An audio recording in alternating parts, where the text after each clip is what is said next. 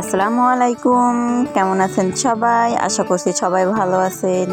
আজকে আমি নতুন আরও একটি নকশি কাঁথা ডিজাইন নিয়ে হাজির হয়েছি। সম্পূর্ণ ভিডিও দেখার জন্য অনুরোধ রইল।